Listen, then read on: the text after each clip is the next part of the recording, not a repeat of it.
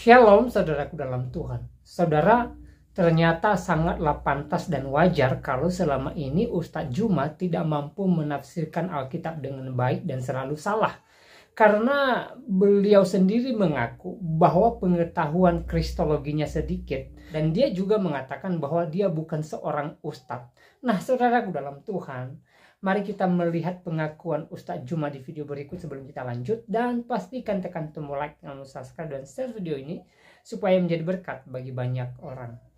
Alhamdulillah dengan adanya MCI, ibu-ibu sekalian kita bisa belajar di sini. Tapi kalau Ustaz tanya, tidak ada, saya bisa ngajar. Saya juga bisa tajwid, saya juga bisa qiraat. Saya bisa Quran.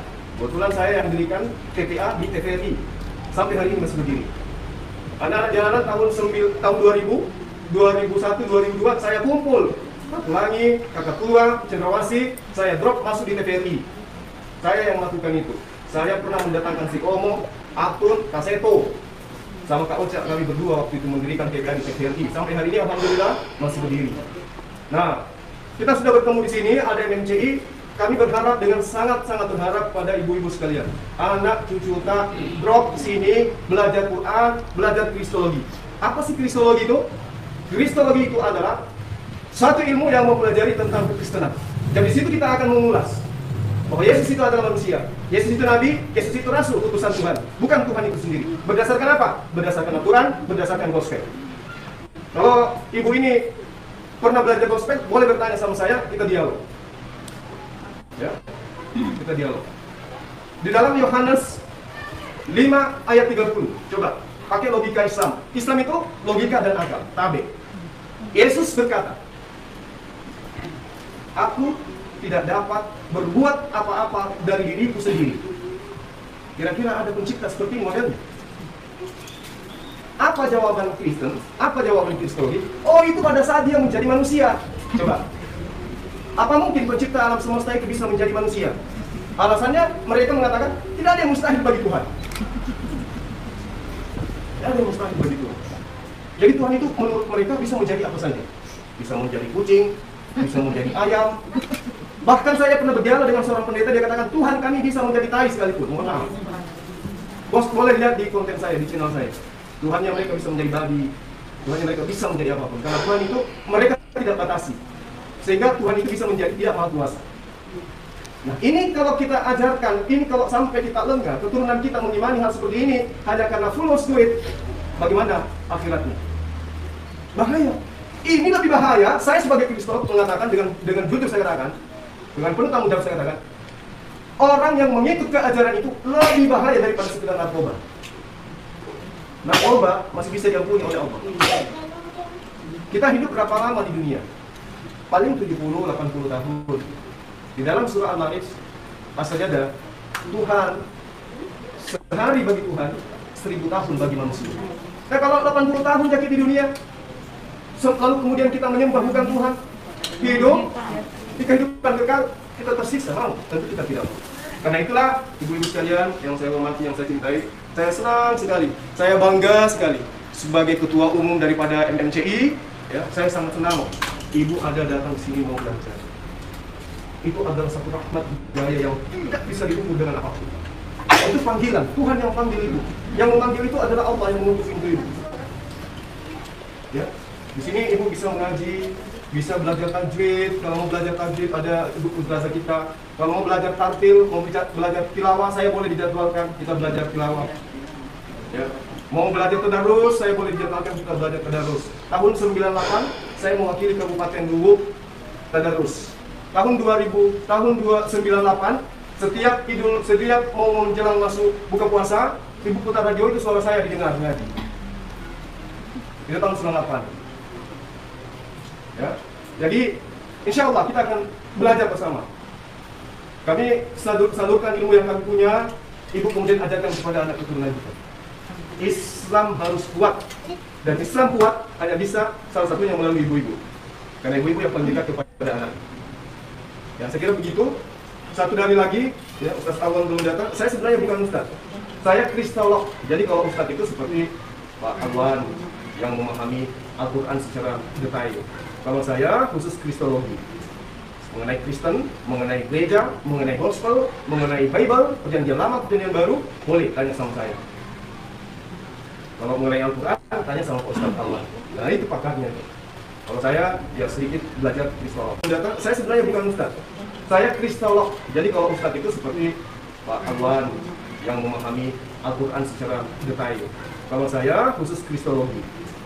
Mengenai Kristen, mengenai gereja, mengenai gospel, mengenai Bible, perjanjian lama, perjanjian baru, boleh tanya sama saya. Kalau mengenai Al-Quran, tanya sama Ustaz Allah. Nah itu pakarnya. Kalau saya ya sedikit belajar kristolog. Kalau saya ya sedikit belajar kristolog. Kalau saya ya sedikit belajar kristolog. Baik, saudara dalam Tuhan, itu videonya kita sudah simak apa yang disampaikan oleh Ustadz Juma di video tadi. Satu pengakuan yang cukup mengagetkan kita semua. Bagaimana tidak?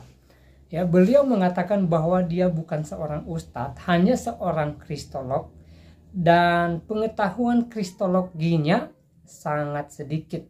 Nah, dari sini kita boleh tahu bahwa wajar saja kalau Ustadz Juma selalu salah menafsirkan ayat-ayat Alkitab yang selalu dia bahas. Ternyata pengetahuannya tentang Alkitab sangat sedikit katanya. Ya, artinya pengetahuannya tidak luas. Bahkan dia mengatakan kepada jamaahnya, kalau jamaahnya itu bertanya tentang Al-Quran, jangan tanya ke dia, tetapi tanya ke Ustadz, karena pengetahuannya tentang Al-Quran pun sedikit. Nah, saudara dalam Tuhan, ya, inilah Ustadz Juma yang selalu dibangga-banggakan selama ini.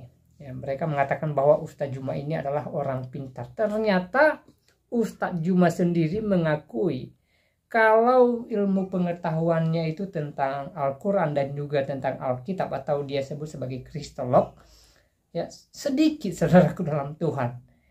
Ya, jadi apakah ini tidak menjadi persoalan bagi pendengar Juma, apalagi penggemar si Juma ini? Ya, selama ini kan mereka menggemari si Juma, mereka berpikir bahwa Juma ini pintar. Ternyata Juma sendiri mengatakan bahwa dia pengetahuannya sedikit gitu loh.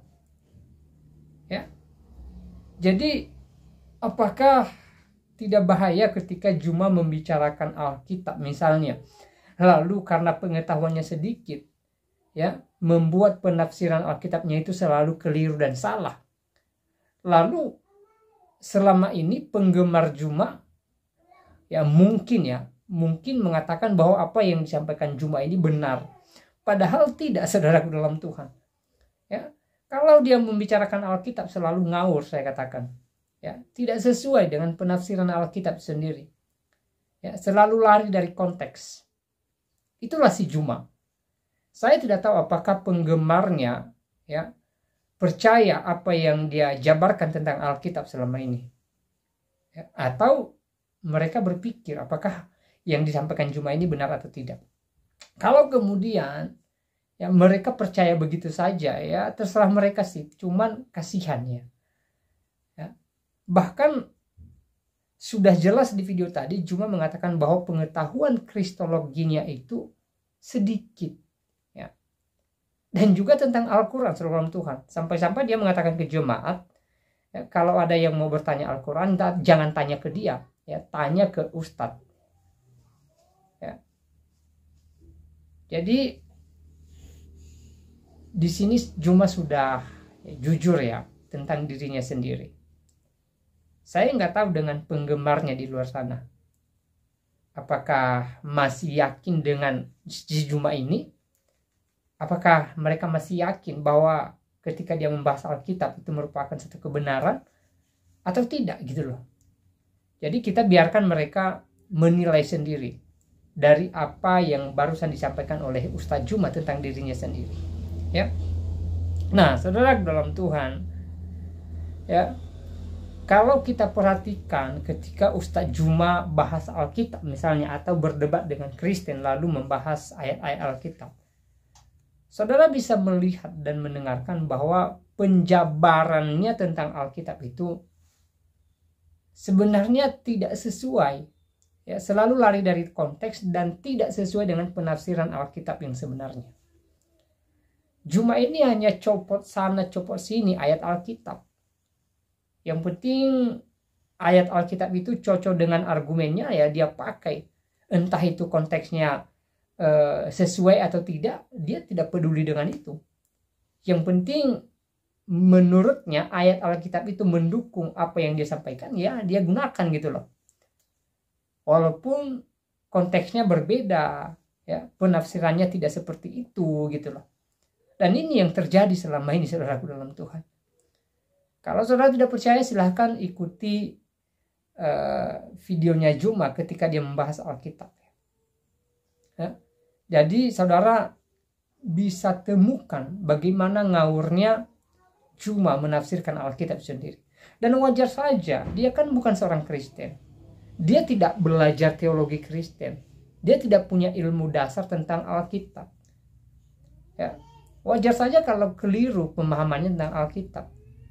Dan puji Tuhan dia sudah jujur kalau pengetahuan kristologinya itu atau pengetahuan ilmu Alkitabnya itu ya, sedikit gitu loh. Ya. Nah, saudara dalam Tuhan, setelah menonton cuplikan video tadi, seperti apa tanggapan saudara? Silahkan tulis di kolom komentar. Ya. Tuliskan komentar yang baik, yang positif, terutama komentar yang memuliakan nama Tuhan. Ya.